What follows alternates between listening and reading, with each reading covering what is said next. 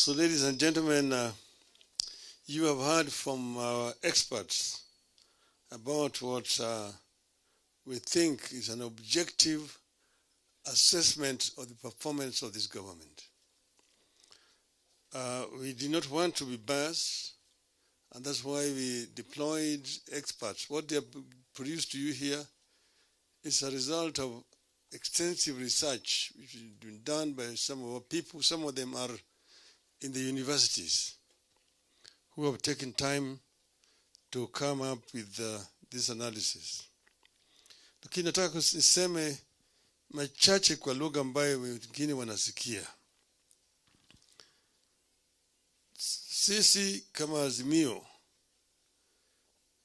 tuliamua ya kwamba tutaangalia vile hao jamaa wanafanya kazi, na baadaye sisi tutatoa maoni ambayo ni maoni ya kikweli kabisa.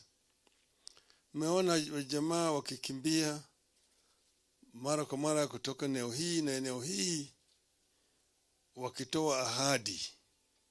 Na ahadi ni nini?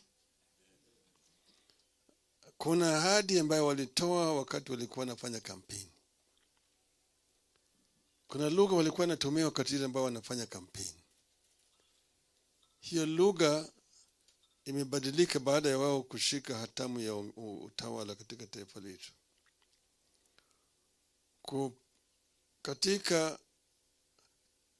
eneo tofauti tofauti wamekuwa wanatoa ahadi tofauti tofauti.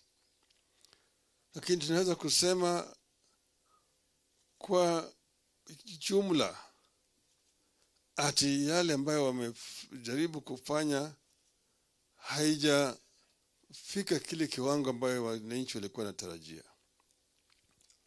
Kwa upande ya kilimo wamenguruma mara mingi hapa na pale. Kwa upande ya miundo msingi, kwa upande ya elimu, kwa upande ya nishati au kawi, na kwa upande ya huduma kwa vijana kwa jumla, kwa upande ya ajira kwa vijana. Kilimo vile imesemekana hapo, mvua imenyesha, na kwa hivyo kwa upande ya chakula gharama yani bei ya bidhaa kama mboga na kadhalika imerudi chini. Kwa upande ya miundo msingi, kwa upande ya barabara na kadhalika, wamekuwa wakizindua zile barabara ambazo zilitengenezwa na serikali iliyopita. Wamekuwa wanakimbia pande hii kuzindua miradi ya maji. Gharama ambayo wanatumia kwenda kuzindua hiyo miradi ya maji hata inashinda pesa ambayo imetumika kutengeneza hiyo miradi. Kwa upande ya vijana, ajira bado imekosekana, na vijana wanahangaishwa hapa na pale. Eneo zingine kwa mfano mkoa wa Kati, eneo hii ya mlima huko, vijana wanahangaishwa hapa na pale, ati wanaingia katika mambo ya ulevi. Vijana wanashikwa, wanapigwa, wanawekwa ndani. Ikifika saa 12 usiku ni kama wamerudisha ile hali ya hatari ya mkoloni. Na sisi tumesema hakuna kijana yeyote ambaye angependa kuingia kwa mambo ya ulevi bure. Vijana wanaingia kwa mambo ya ulevi kwa sababu ya ukosefu ya kazi, ukosefu ya ajira. Sasa wewe unaadhibu mtu na hujampatia namna. Pande mbele kulikuwa na mpango tulifanya wakati tulikuwa na Kibaki. Hata Rais Uhuru alijaribu kuleta ile kazi mtaani. Tulikuwa na hizo kazi kwa vijana. Kama ungeweza kupatia vijana ajira, vijana hawezi kushughulikia mambo hii ya ulevi na kadhalika. Lakini vijana wanahangaishwa kwa sababu ya ukosefu ya kazi. Kwa mambo mengine juu ya mambo ya ugatuzi. Ugatuzi tulileta ile huduma ije karibu na wananchi, na katiba yenyewe imetenganisha zile mambo ambayo yanatakikana yatekelezwe na serikali ya ugatuzi. Lakini hii serikali ya Kenya Kwanza au Kenya Kwisha imeingilia mambo ambayo yanatakikana ifanyike na serikali ya ugatuzi. Unaona, kwa upande ya kilimo wameingia sasa, wao ndio wananunua mbolea, wanagawanya kwa serikali ya county. Lakini kilimo ni moja ya ile sekta ambayo imegatuliwa. Wameingia kwa upande ya hiyo ya kununua mbolea na kuleta kwa sababu ya mambo ya ufisadi. Upande ya ujenzi ya manyumba, hiyo vile vile imegatuliwa. Lakini sasa wanataka wao ni wanakuja wanajenga manyumba alafu wanapatia serikali ya counties.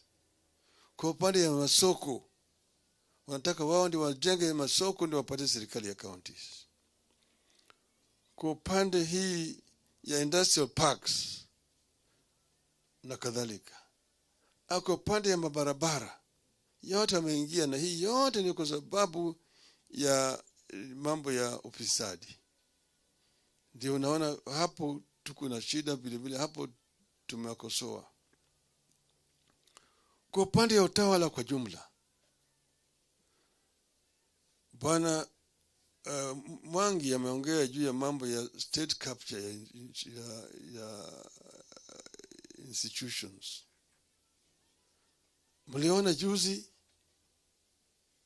mfanyabiashara mmoja anatishwa, anaambiwa ati mambo ni matatu: uhame utoke Kenya, pili ni kuweke jela, au tatu ni kupeleke mbinguni. Haya yote ni matamshi ambaye mtu ambaye anajiita rais hawezi kutumia kutisha wananchi. Na vile vile mahakama sasa zimeshikwa mateke. Unaona vile jamaa anamwambia mheshimiwa Okia Omtata, ambaye alikuwa amepeleka kesi mahakamani, ati unaharibu wakati yako. Mimi ni rais, huwezi kunishinda. Nitakushinda hata kule kwa mahakama. Kwa hivyo tayari yeye amejua matokeo ya hiyo kesi ambayo bado iko mbele ya mahakama. Bunge vile vile imetekwa nyara. Bunge imetekwa nyara wakati huu. Ameingilia hata kwa upinzani, vyama vya Azimio kama vile Jubilee. Wamechukua wabunge wengi pande ile, wanataka kuchukua Jubilee sasa iwe atini moja ya vyama ya Kenya Kwanza. Wanaingia vile vile kwa wabunge wa ODM. Wanaona vile wanavyoongea, vile wanavyosifu serikali, watafanya pamoja na serikali, na wao wanasema wao ni wanachama wa ODM. Haya yote ni kuhakikisha kwamba hakuna upinzani katika bunge, kumaliza vyama vya upinzani ili Kenya irudi katika utawala ya chama kimoja ya mama na baba. Kwa upande mwingine, umeona vile gharama ya maisha imepanda, na juzi wameongeza tena bei ya mafuta ambayo itasababisha kuongezeko ya bei ya bidhaa na gharama ya maisha katika taifa letu. Jana tumeona kama ile shirika yani waajiri, Federation of Kenya Employers, ndio naongea wakilia kwa niaba ya wafanyikazi. chama ambaye imewekwa pale inatakikana ikuwa inatetea wafanyikazi, ambaye ni KOTU, imenyamaza kimya. Hatujasikia KOTU, sauti ya KOTU hata kidogo. Bwana Atuli hayuko mapale yote. Shenzi sana. Hii ndio wakati ambaye ingekuwa KOTU wangekuwa kwenye mstari wa mbele, ikiongea ikitetea wafanyikazi, gharama ya maisha ikipanda. Lakini sasa yule shirika ambaye ni waajiri ndio inaongea, inalia kwa niaba ya wafanyikazi. Kuna kitu mbaya zaidi ambayo imefanyika hapa. Hiyo vile vile ni state capture. KOTU imeingia katika mfuko ya serikali. Sasa kati nyingine sisi tulisema ati punda imechoka. Tulisema punda imechoka. Leo tunasema punda imeanguka. Mzigo umekuwa kubwa zaidi, sasa punda imeanguka chini. Wakati itafika, hivi karibu inakuja, tutaongea na wananchi. Lakini vile mnavyojua tumekuwa tukisanya masahihi kutoka kwa Wakenya. Mahii tumesanya imeshafika milioni 10 na zaidi. Sasa imetosha gari. Na tunajua yale kile ambayo tutafanya na hiyo sahihi. Mara hii haitakuwa sisi tunaambia wananchi warudi kwa barabara. Hapana. Wananchi wakirudi watarudi kwa mambo mengine tofauti kabisa. Sitaki kusema wakati huu, manake nitakuwa mimi nimetoa maneno mapema. Lakini wakati huu watu wetu wanasongea na wale watu pande ile nyingine. Lakini na mimi wa Kenya kwa kimombo naweza kusema watch this space. Asanteni sana. Mwisho kabisa sasa. This assessment has been done and we have done the rating on the basis of the information you have received here. Our scorecard for this regime is 30%. That is D-.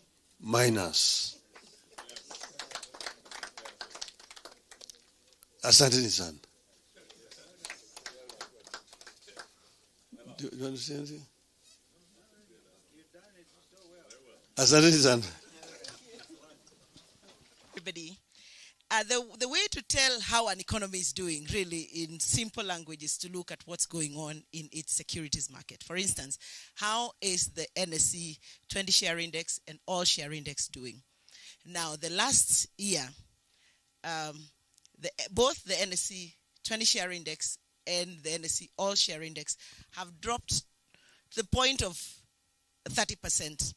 Now, the story is if you look at, for instance, market capitalization, meaning the value of the shares that are in the market.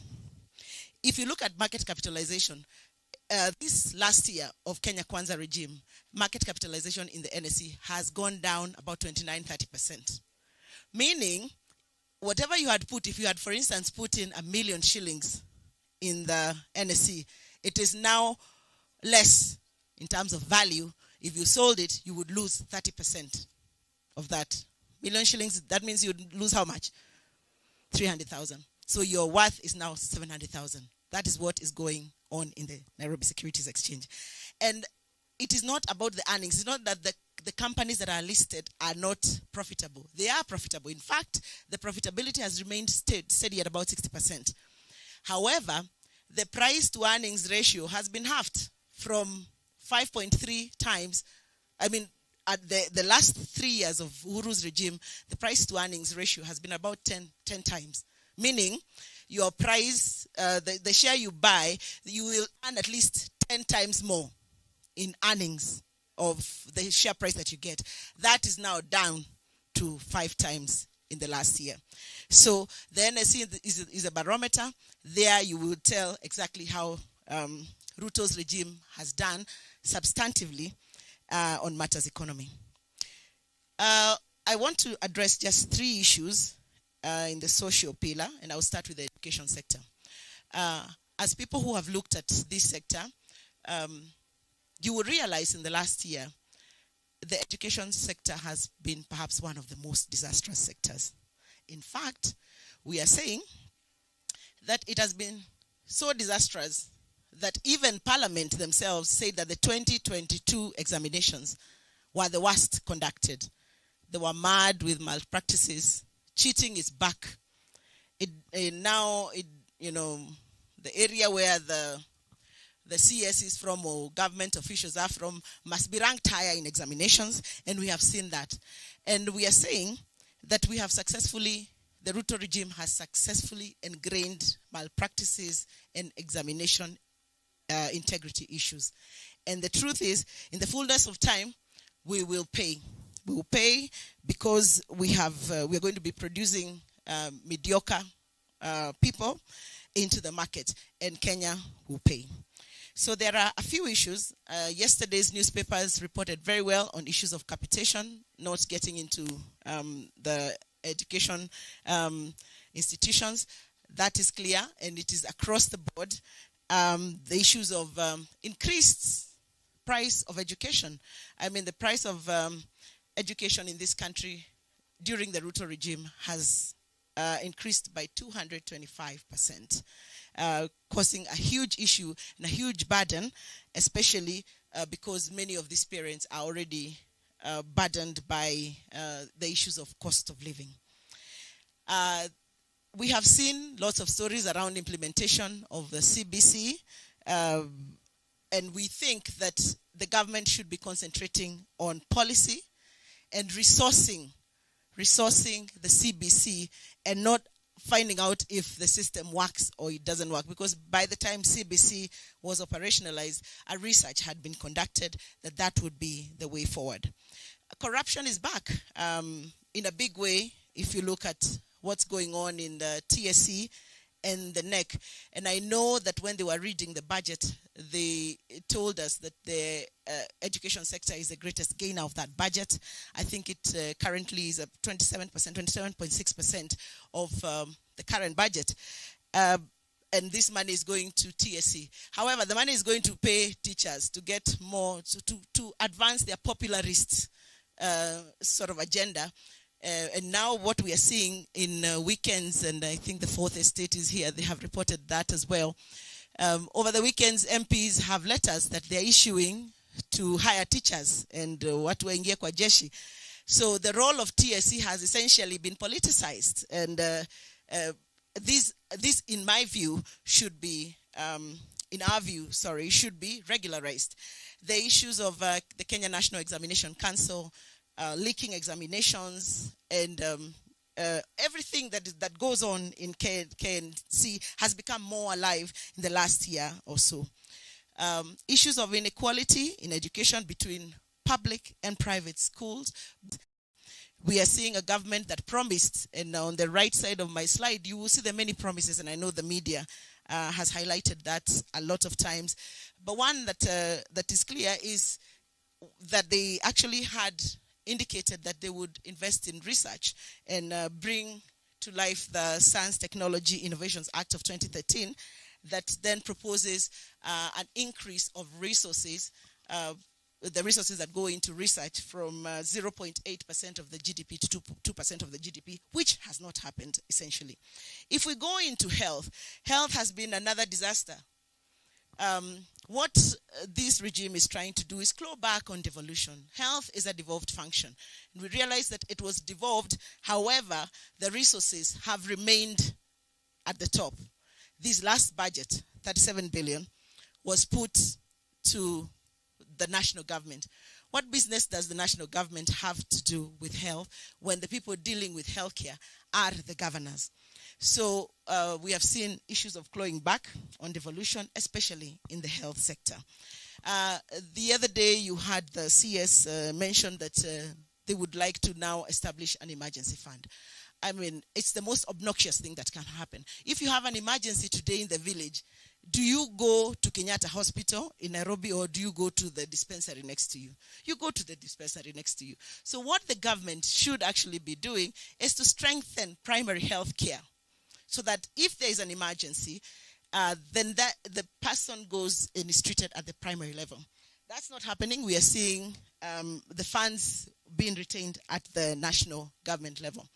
It has been established that universal health coverage across the globe is the way to go. Now, in Uhuru's regime, there was 4 pilot counties that had been earmarked to pilot universal health coverage. I come from Nyeri, which was one of the pilot counties. Now, in that 1 year, we were able to conduct a research that then determined how many indigents, how many people cannot pay for healthcare. The same was handed over, we want to believe, to Ruto's regime. So we want to ask, what happened to universal health coverage? When they report about it these days, it sounds like a new phenomena that they're not understanding. And ideally, all the research said was strengthen the primary healthcare system. Give more money to the dispensaries, to the health centers, and to the community health volunteers and the community health workers. One of the promises that they had made was that they would have a core pay system between national government and county government on how CHVs are paid. That we have not seen work, because governors are the ones in charge of primary health care. The truth of the matter is that there's been a 200% increase of primary health care prices across the country. If you go to the dispensary next to you, and it's your homework this weekend, what you are paying 50 shillings to access, they call it a card, tunalipa pesa ya card, it's a copay really. Today is about 200 shillings. So there's a 200% increase of primary health care. So essentially, what does that do? It limits access, and it limits people from accessing healthcare. The collapse of NHIF, we have all seen what's been going on with NHIF. They had promised that, in fact, NHIF would be free by December of 2022. That is a promise on record. We have seen them dancing around the issue, cutting it up into different funds that really don't make sense. And all we are saying is NHIF requires just a little structuring, and it was working perfectly. If you listen to the CS, and she said that it was structured for employed people, that there's nothing that is further from the truth, because people who are not employed were paying NHIF through a pay bill, and that would have just worked perfectly. The issues of go-slows, you've seen the go-slows, and go-slows are occasioned by delays in salaries across, across all spectra. Make your dispensary is open, like my dispensary in my village is opened 2 days in a week. So 2 out of 7 days. The other 5 days, you can't access primary health care, in the villages. Why? There's go-slows, and I think we recently received a strike notice from the doctors. The inequality in access in rural areas, I've already talked about that. We have seen corruption and mismanagement, especially in KEMSA. The resource allocation, like I alluded to before, in counties, to counties, and the UHC agenda, which has remained, by and large, undone.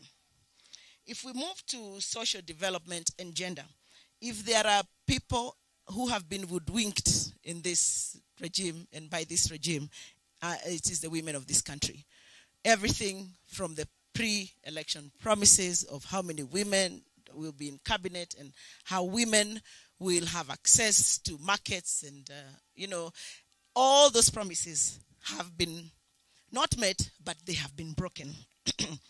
So the gender issue is a big issue, and you can just go and research the many promises that were promised to women, and all of them have been broken. From the free diapers for our children when we deliver, to Linda Mama, which was a fantastic program that had been initiated by the previous regime, now not working, to the full implementation of anti-FGM laws. So the gender issue in our view, this government has really not looked at the gender matters. There's been poor access to retirement benefits. I think I saw that reported. And the reason why you cannot access your retirement benefits in this regime is that NSSF has been forced to invest in government. If you look at who is buying the bonds in the Nairobi Securities Exchange every day, just last week day before yesterday, they raised 34 billion. Who is buying? It is NSSF that is buying. It is a few banks. So ideally, your money, which you're supposed to access when you retire, has been put in long-term bonds in the stock market, and therefore people cannot access their retirement benefits. Delays of payments, both in Linda Mama and Inua Mama, in Linda Mama and Inua Jamii. I already talked to that. The last is the issue of youth. This is pretty straightforward. The issue of the Talanta Hela scandal. The issue of the Talanta... Oh, sorry. I didn't carry you along. My bad. Oh, my goodness. Thank you. Thank you. The last one is the issue of youth sports and the creative economy. There's been a huge scandal around Talanta Hela that we also, the president launching and, having an acrobatic feat in, I think, wherever they were launching, saying that they have launched a program that called Talanta Hela. And in exactly 2 weeks after that, Gladys Boss-Sholei goes and says there is nothing like Talanta Hela, it was a scam. So youth sports, once again, has been nothing but disastrous. You have heard about the issue of the Paralympics team. There are athletes complaining of delayed payments or non-payments at all, corruption and mismanagement of their funds against a myriad of promises that included even free internet in all markets and in all schools within first 100 days of these people being in government. So I'll not go through the promises, but in our view, the youth, sports, and the creative economy, which was a great ticket item for them, remains largely undone. With those few remarks, allow me now to welcome P.S. Torome to take us through housing. Thank you.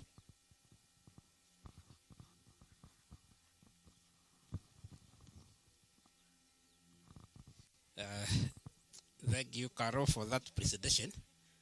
I continue with the social sector. And in the social sector, we are looking at housing. I'll also talk about land and environment, water, and a bit in agriculture. So I think there has been a lot of debate with regard to housing, particularly when this government started the tax on housing. There has been a lot of debate about it. But one thing that is actually clear is opaqueness in the implementation of the housing tax, because those people who are actually contributing to the housing tax, they will not benefit from it. And that one even became out very clear on Wednesday when there was this big debate about the Kwanza performance. There has also been promise on the limited access to mortgage finance due to soaring of interest rates. Just as the governor presented, there has been an increase in the interest rates. So that one is making it difficult for those people who want to own homes through mortgage to access because of the high interest rates. And then there have also been the issue of land titling, and there has been one case in Samburu where people were issued a title and then those issues were actually revoked. And then the house affordability, that is the rent which people pay, has actually increased due to the high cost of, to the low cost of income. But there is one perspective that I want to bring. We have been debating a lot about the issue of housing, but from the report from the government intends to raise through taxes, that is housing tax. It is actually supposed to generate 73 billion, but 50 million houses. No, 250,000 houses. What does that mean? On average, the unit cost per house is 292,000. the big question is, what kind of a decent house can you build with 292,000? Let me give a very practical example.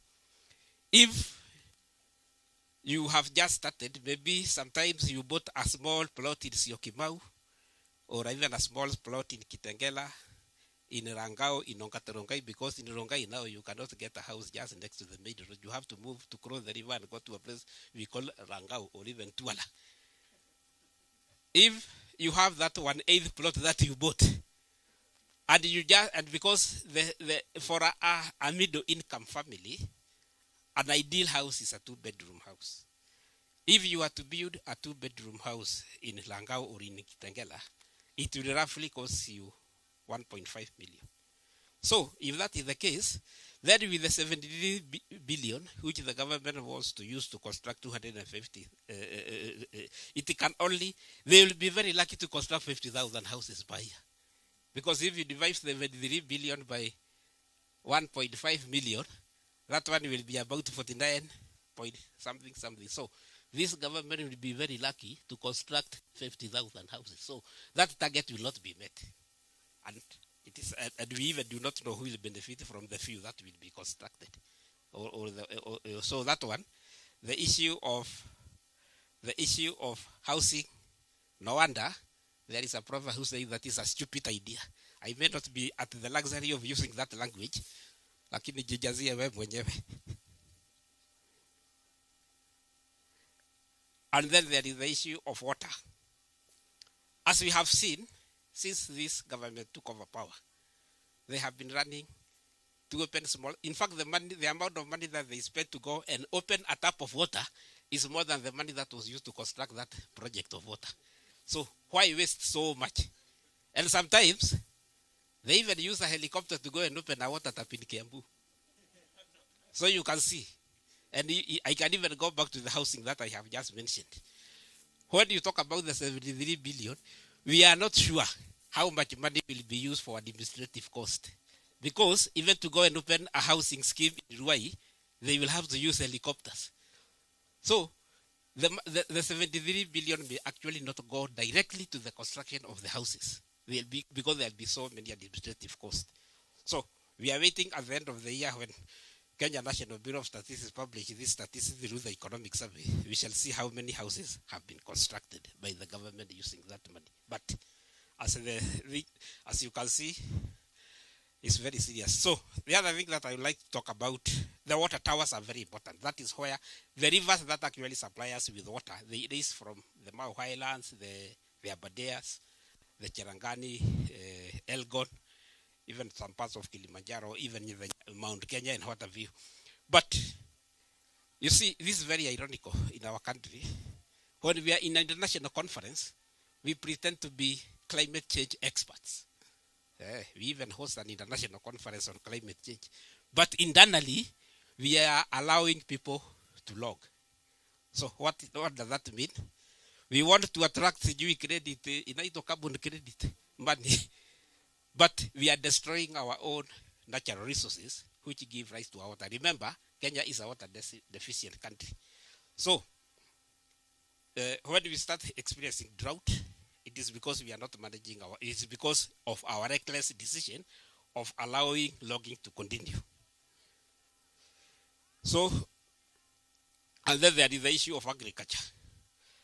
Okay, just as the governor said, we have fertilizer, but that baba harvest is because of good rainfall. So, instead of putting measures to stop relying on rain-fed agriculture, we are still talking about fertilizer all the time. And the other thing, just as the governor said, we have to link whatever I am presenting, I link it to what the governor said. He talked about how the cost of living is going up. But the cost of living is worsened when the prices of goods and services go up, and at the same time, your income also goes down. How is that happening? The farmers, the prices being paid for tea, coffee, macadamia, and other products, they're actually going down. So that one is actually worsening the cost of living. And a lot needs to be done with regard to that. So I have also talked about that. But finally, In fact, I am the presenter who has taken the shortest time possible because I am always a man of very few words. But, okay, that one is not in our slide. But there is one mess that we are doing as a country. As we all know, everybody in Kenya, we have always been talking about Vision 2030. And Vision 2030 is about 6 years to end. 2030 is just about 6 years to come to an end. And even we have been planning using Vision 2030. But since Kenya Kwanza took over government, when we left the government in December, we were supposed to have come up with medium-term plan 4, which runs from 2023 up to 2027.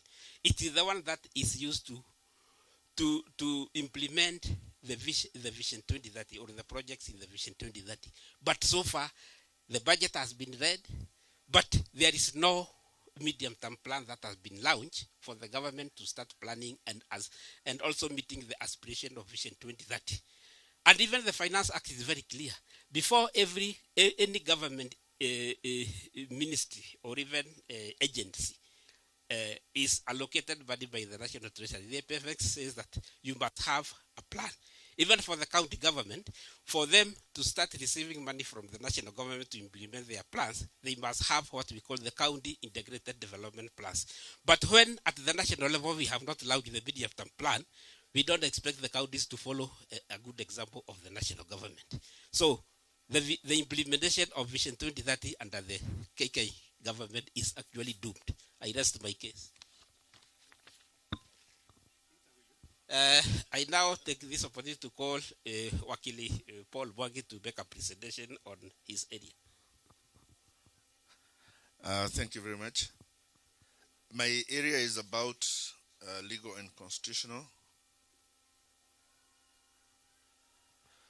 And first and foremost, our marking scheme on legal and constitutional issues is Article 10 of the Constitution, which provides for national values and principles of governance. And our take is that on all aspects of Article 10 of the Constitution, the Kenya Kwanza government has performed below par on all aspects of that article. We have split this presentation into different fields, and there are 7 of them. The first is on the issue of human rights. And on human rights, we have seen a return of political arrests and intimidation. The surprising thing is that the people doing this are the people who complained in the previous regime that they were being politically intimidated through arrests and charges. They have now brought that themselves, and we have given 2 very egregious examples.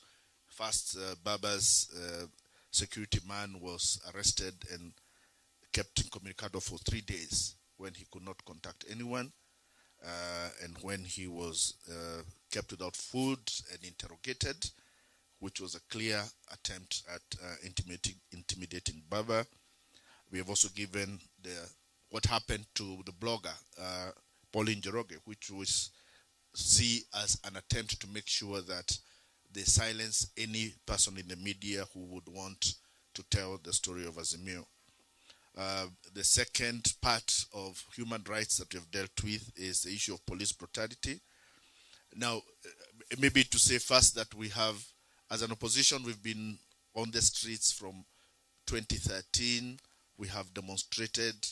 We have met police. This has been the most brutal reaction that we have ever faced. And in the 3 months alone of protests, we lost 70 citizens who were shot point blank by police. That are possibly many more people. Within 3 months than we have ever lost in the last 10 years of demonstration.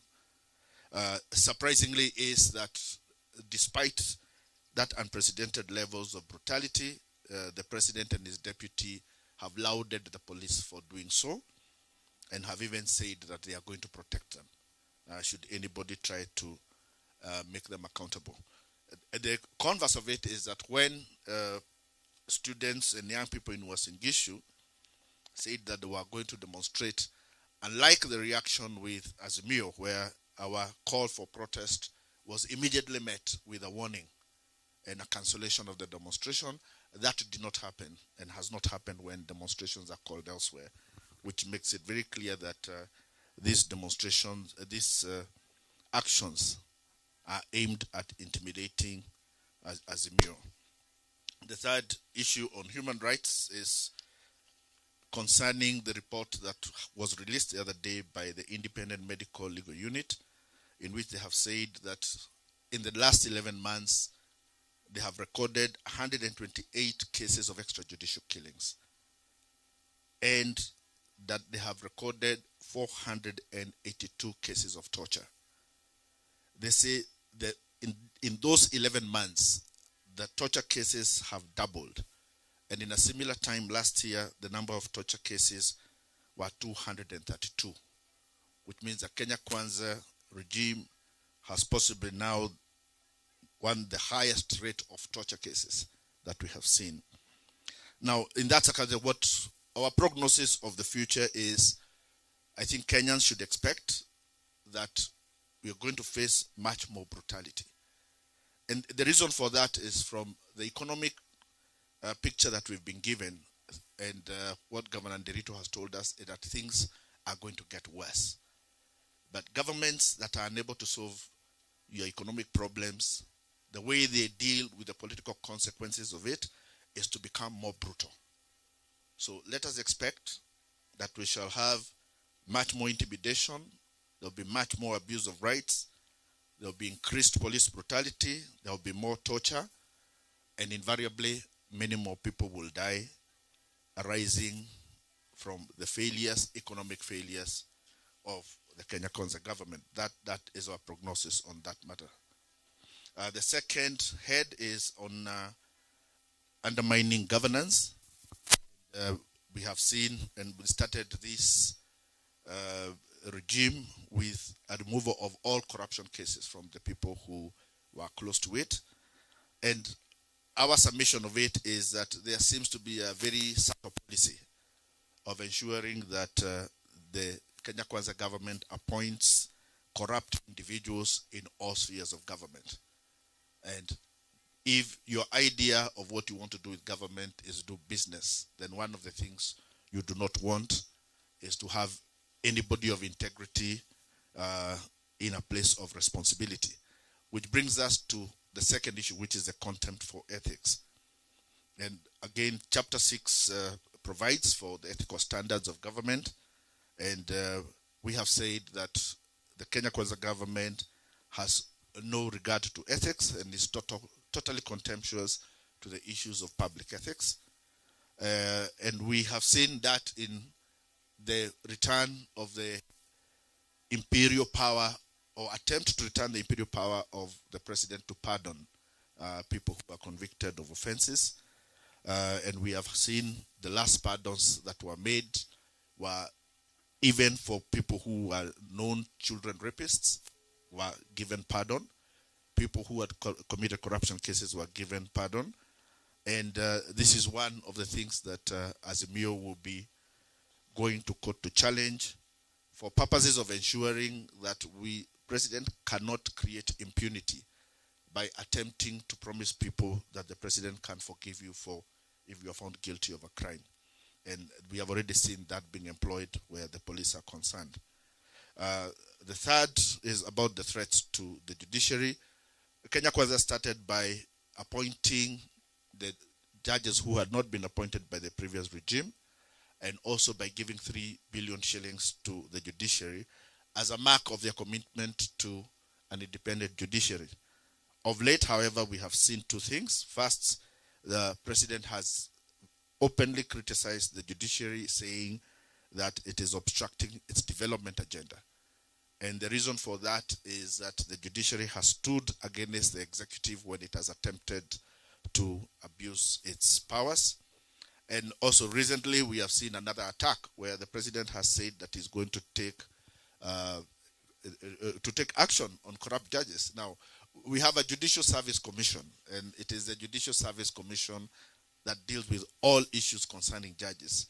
So it is an abuse, a threat to judges and the judiciary for the president to assume the power or try to assume the power to deal with the judiciary. The third limb under interference with the judiciary is subversion of the course of justice. And this has been because it has emanated from the threats to people who had cases of Mumias, who are told that they have to withdraw their cases. That is a denial of access to justice. Access to justice is a constitutional right directly guaranteed by our Constitution 2010. To threaten somebody who has gone before a court of law is to deny them access to justice. To threaten somebody who has filed a case is to deny them access to justice. The fourth limb is undermining the Senate. And on this one, we are talking about the case of the Finance Act 2023. I will not go further into that because Azimio did file its case against the Finance Act, and we were heard earlier this week. A judgment is going to be delivered, I think, on 24th of November. So we will wait to hear what the High Court has to say about that. The other issue is abuse of environmental rights, which PS Saitoti Turombe has also talked about, and I am not going to go back to that. And then there is the undermining of multi-party democracy.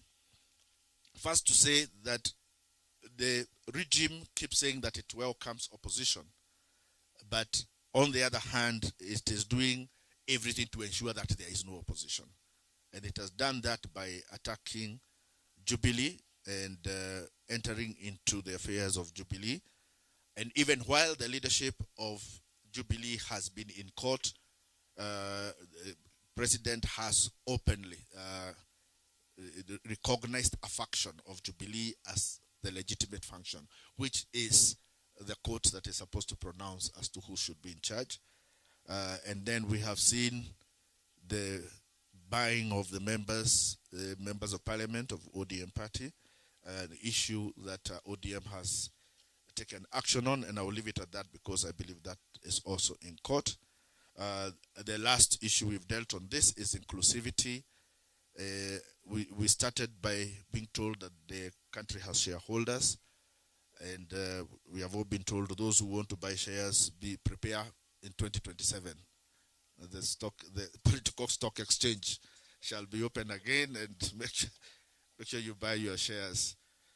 So, and we are saying that policy continues. So, largely on legal and constitutional matters, I think the one message we would want to give Kenyans is that Kenyans need to be prepared, to have courage and vigilance, because we are about to embark on one of the most brutal eras in this country. Thank you. Thank you. Dr. Karogo, I think in fact the whole team should stand. If there is a question you have before the technical team exits and the principals give you the sum of what we have said, and Dr. Karogo, I believe, has one additional point. Are there any explanations the media would like?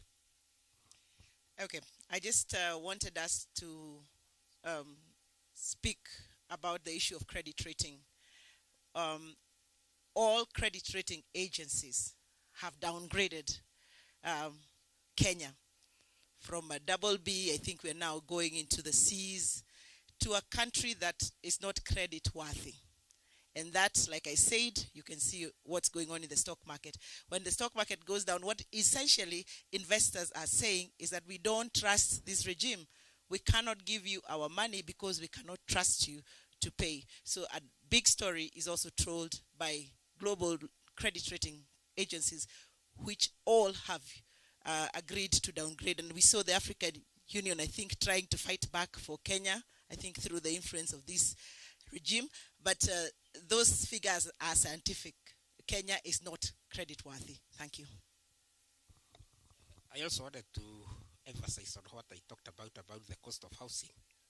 And just as the governor presented, when we see the cost of petroleum going up, fuel, etc., they also affect the cost of construction because all the material must be transported to the site. We also know that a lot of taxes has actually been put.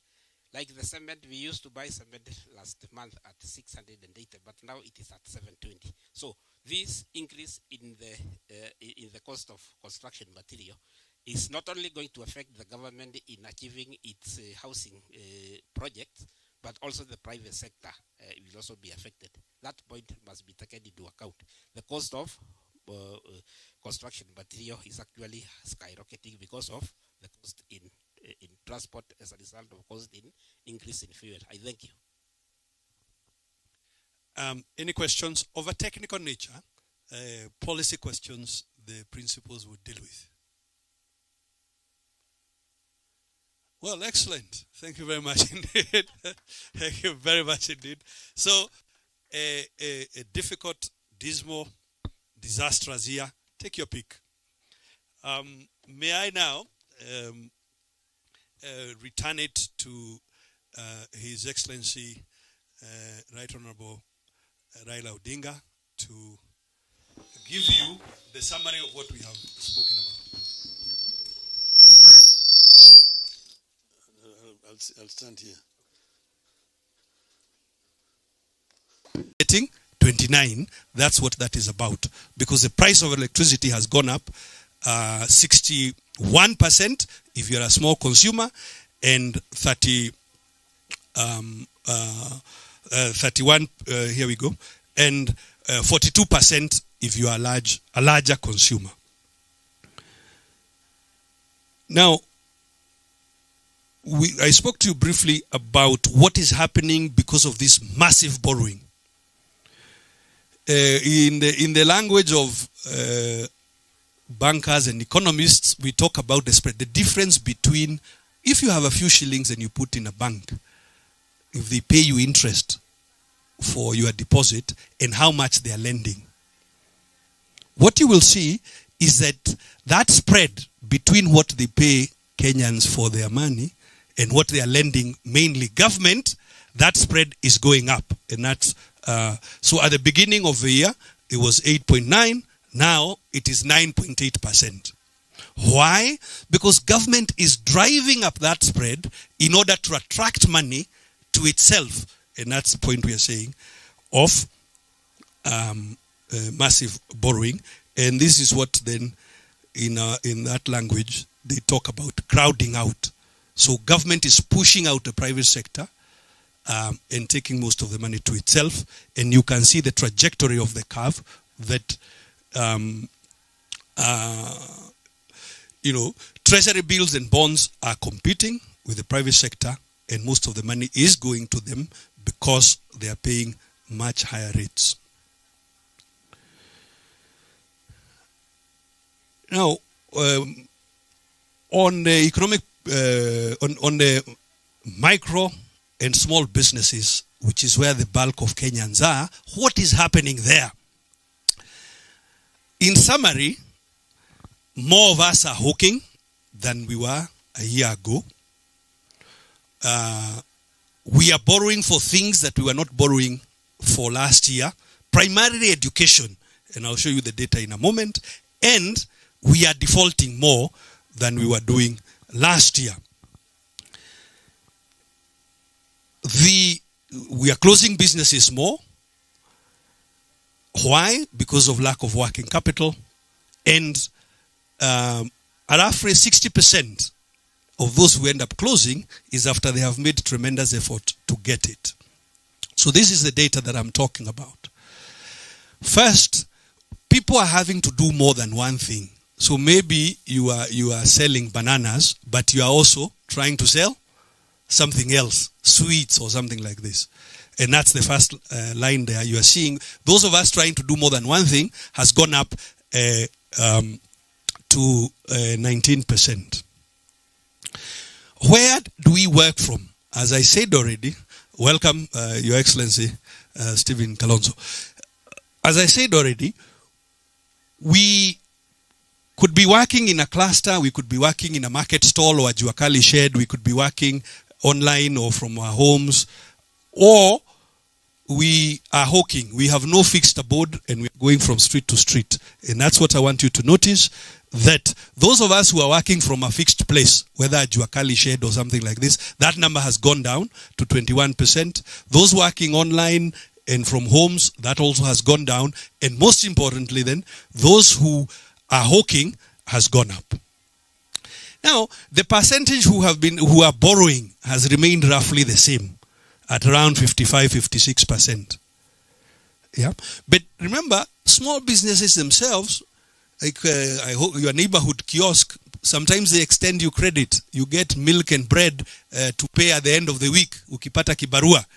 The percentage that are able to do that is declining, and that's what the next number is showing you, that those micro and small businesses that have been unable to entertain their customers that way, that proportion is going up to 33%.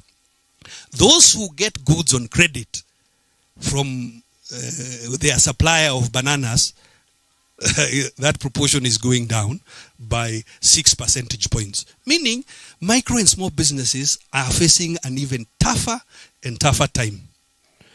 But I want you to take notice of the following. Why do they borrow? The micro and small businesses.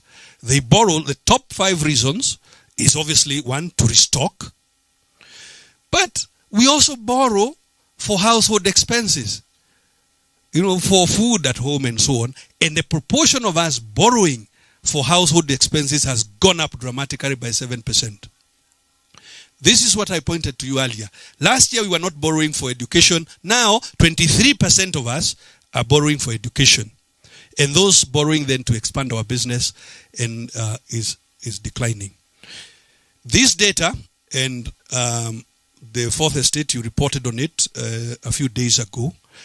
How many of the micros and small businesses are defaulting? Defaulting meaning you are paying late, or you are paying less than you should pay, or not at all. That proportion has gone up dramatically to 61%, having risen by nearly 18% during the year that Kenya Kwanza, or during the year that this regime has been in power.